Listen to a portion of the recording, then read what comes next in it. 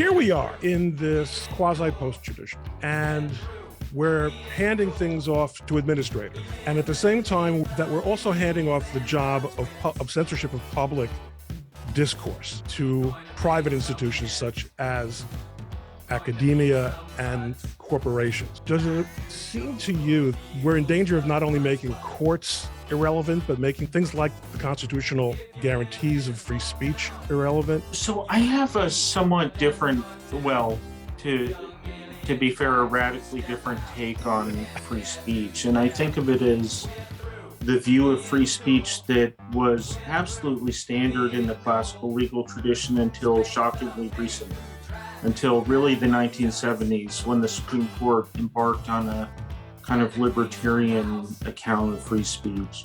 And the classical view, which is very much the view of the founders, and any self-respecting originalist, in my view, should adopt it. The classical view is that the public authorities' legitimate function in promoting peace, order, and public morals, and can regulate speech to that end. So the classical view was that people have a right to speak in publicly useful ways. They can criticize the government, absolutely. Whether it's political speech, classic political speech. Exactly. But there was no idea that the government couldn't ban pornography or couldn't regulate things that the Supreme Court has made unregulable today. The example that really gets to me, and I talk about it in my forthcoming book at some length, is a case called Ashcroft versus Free Speech Coalition, in which the Supreme Court said that Congress couldn't ban the production of virtual child pornography by computer-generated images. And that seems to me a radical departure from the whole Western legal tradition.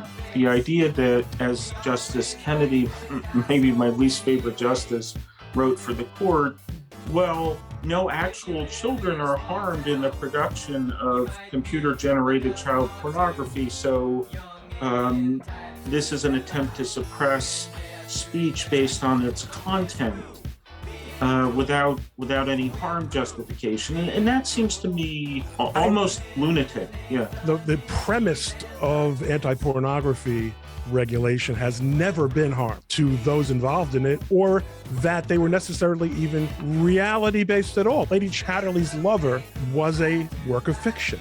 No animals or people were harmed in the authorship or publication of that novel, but I'm not saying that the appropriate level of censorship. I'm not saying that it's not. One wonders what we've come to, where our supposedly leading judges struggle even to understand the idea that pornography might corrode the public morals of the whole community. It's not that they exactly think that's wrong, it's that they don't even understand it.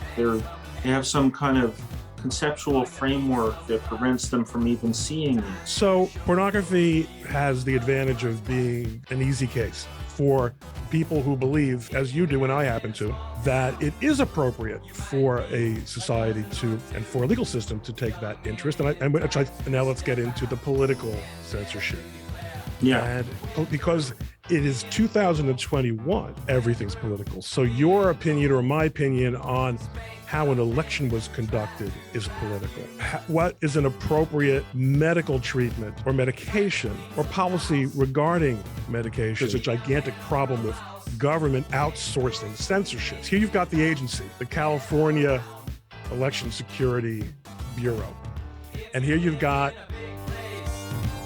the corporate governance of Twitter, which is more powerful than most of the world's nation states.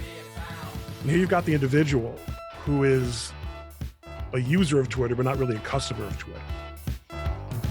And then you've got the judiciary. Is there a singularity going on here? I think so. So I would relate this to a point you made earlier about corporate and university bureaucracies.